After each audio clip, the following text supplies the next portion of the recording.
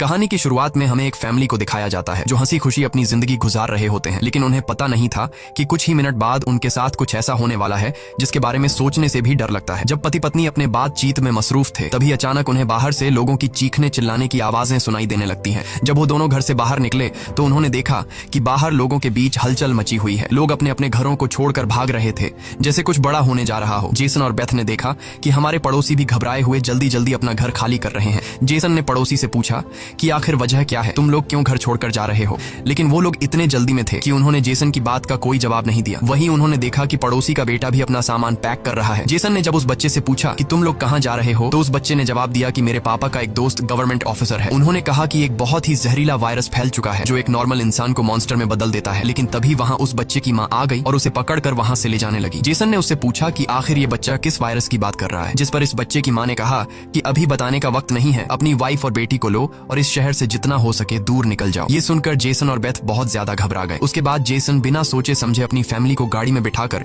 शहर से बाहर ले जाने लगता है, मगर रास्ते में उन्होंने देखा कि जो पड़ोसी भाग रहे थे वो वापस लौट रहे हैं। ये देखकर उन्हें और भी अजीब लगने लगा। आगे जाकर ये लोग ट्रैफिक में फंस जाते हैं। जब जेसन और उसकी फैमिली गाड़ी से बाहर उतरे तो उन्होंने देखा कि शहर से बाहर निकलने वाला अकेला रास्ता पुलिस ने बंद कर दिया है। आसमान में यहाँ वहाँ हेलीकॉप्टर्स पहरा देने लगे। लोगों को बताया जाने लगा कि शहर में एक जहरीला वायरस फैल गया है और तुम लोगों को जल्दी से घर वापस लौटना चाहिए। ये बात सुनकर जेसन को कुछ अजीब लगा कि जब शहर में वायरस फैल गया है तो लोगों को शहर से बाहर निकालने के बजाय उन्हें शहर में ही क्यों रहने को कहा जा रहा है। तभी अचानक पास की पहाड़ से एक बड़ा सा पत्थर उनके कार पर आ गिरा। ये देखकर वो लोग बहुत ज्यादा घबरा गए। पहाड़ हिलने लगा। तभी उस पहाड़ के पीछे से दो मिलिट्री के फाइटर जेट्स निकलकर शहर की तरफ बढ़े। वो दो फाइटर जेट्स पूरे शहर पर बमों की बारिश करने लगे जिससे पूरा शहर राख में बदल गया। जेसन की वाइफ बेथ को फौरन समझ आ गया कि अगर वो पुलिस की बात मानकर घर लौट जाते तो उनका अंजाम बहुत बुरा होने वाला था। उसके बाद वो फाइटर जेट्स सड़क पर मौजूद लोगों की तरफ बढ़ने लगे। ये देखकर सभी लोगों में हलचल मच गई। अब सबको समझ आया कि गवर्नमेंट उन्हें मारना चाहती है। सभी अपनी जान बचाने के लिए यहाँ वहाँ भागने लगे, पर जेसन और बेथ को समझ आया कि वो कहीं भी भाग लें, वो फाइटर जेट्स उन्हें मारकर ही रहेंगे। तभी बेथ ने पीछे मुड़कर पहाड़ पर एक स्कूल देखा और उसे लगा कि बचने के लिए वो जगह बेहतर रहेगी। जिसके बाद जेसन, बेथ और जोई को लेकर स्कूल की तरफ पहाड़ पर चढ़ने लगे। पीछे ब्रिज पर मौजूद लोगों पर फाइटर जेट्स बम गिराने लगे। ये तीनों तेजी से दौड़ते हुए स्कूल तक पहुंच जाते हैं और खुशकिस्मती से वहां उन्हें एक टनल मिल जाता है और बम धमाके से कुछ ही सेकंड पहले वो जल्दी से उस टनल में घुस जाते हैं। जैसे ही बंकर का दरवाजा बंद हुआ ऊपर एक जोरदार धमाका हुआ, लेकिन खुशकिस्मती से ये लोग बंकर के नीचे थे और इनकी जान बच गई। मगर इनके लिए हैरानी की बात ये थी कि आखिर ये कौन सा वायरस था कि गवर्नमेंट को शहर के सभी लोगों को मारना पड़ा। वो लोग कुछ भी नहीं समझ पा रहे थे। बस उन्हें ये पता चल चुका था कि अगर जिंदा रहना है तो चुपचाप बंकर में जिंदगी गुजारो। लेकिन इनके लिए परेशानी की बात ये थी कि आखिर ये लोग यहाँ कब तक जिंदगी गुजारेंगे और उन्हें पेट भरने के लिए खाने पीने का क्या करना होगा। अच्छी बात ये थी कि वहाँ ढेर सारा एक्सपायरी खाना रखा हुआ था जो 3 लोगों के लिए काफी लंबे समय तक चल सकता था। जेसन की वाइफ बेथ बहुत ज्यादा परेशान थी। वह अपनी बेटी जोई के बारे में सोचने लगती है कि अगर ये बीमार हो गई तब इसका क्या करेंगे। और बेथ दरवाजा बंद करते समय उसका हाथ भी लग गया था जिसमें काफी गहरी चोट आई थी। वो दोनों इस बात को लेकर भी घबरा रहे थे कि कहीं इस जहरीले वायरस ने उनकी बॉडी पर भी अटैक न कर लिया हो। मगर अभी ये सोचने का वक्त नहीं था। उन्हें अब इस बंकर को सेफ बनाना था ताकि ऊपर बंकर का दरवाजा कोई खोल न सके। जेसन ने लोहे की जंजीर से बंकर का दरवाजा मजबूती से बंद कर दिया और तय किया कि अब उन्हें यहीं पर छिपकर जिंदगी गुजारनी है। लेकिन जमीन के नीचे रहने का जीवन आसान नहीं था। हर दिन वही एक जैसा खाना, पीने के लिए कीचड़ से भरा हुआ पानी और खाली समय में वह ताश खेलते। बाहर की दुनिया से उनका पूरी तरह से कनेक्शन कट चुका था। कई दिनों तक यहाँ रहने के बाद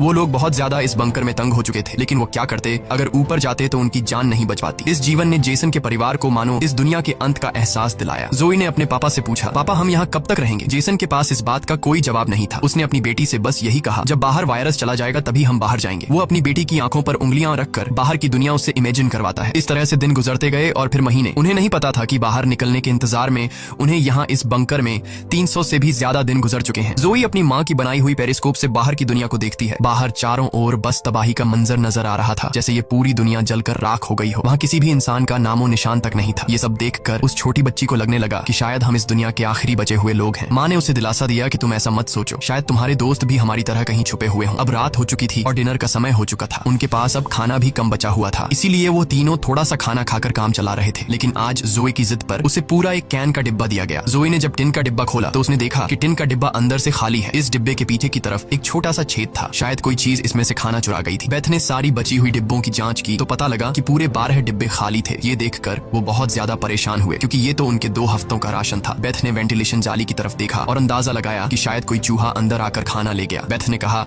कि अगर ये चूहा है तो इसे जल्द मारना पड़ेगा, नहीं तो ये हमारा सारा खाना बर्बाद कर देगा। बेटी के उदास चेहरे को देख जेसन ने उसे दिलासा दिया कि छोटी छोटी बातों से परेशान मत हो, अगर खाना खत्म हो भी गया तो मैं ऊपर जाकर कुछ सामान ले आऊंगा। अगले दिन जब जोई अपनी माँ के साथ ब्लॉक्स में खेल रही थी तभी पीछे से हल्की सी आवाज आई। जोई ने जब पीछे मुड़कर देखा तो एक चूहा फिर से टिन फूड चुराने घुस आया था। इससे पहले कि वो चूहा भाग जाता, जोई ने फौरन अपने पेरेंट्स को बुलाया। आज उन्हें इस चूहे को हर हाल में मारना था। जेसन गुस्से में चाकू निकालकर उसे टुकड़े टुकड़े करने के लिए आगे बढ़ा, लेकिन वो छोटा सा चूहा बहुत तेज निकला। वो जेसन के वार से खुद को बचाते हुए निकल भागा और टेबल पर रखी लालटीन को भी गिरा दिया। जैसे ही वो अपने बिल में घुसने वाला था तभी बेथ ने अचानक झपटा मारा और चूहे को मार दिया। वो सब चूहे को मारने की खुशी मना रहे थे कि दूसरी तरफ लालटीन के गिरने से धीरे धीरे आग बढ़ने लगी। जेसन दौड़कर उस लालटेन को बंद करने लगा, लेकिन वो लालटेन बहुत गर्म था जिससे जेसन का हाथ जल गया और लालटीन का शीशा फटने पर पूरे टेबल में आग लग गई। बेथ ने पर्दा फाड़कर आग बुझाने की कोशिश की। जेसन ने नल से आधी बाल्टी पानी निकालकर उस आग पर डाला। जैसे तैसे करके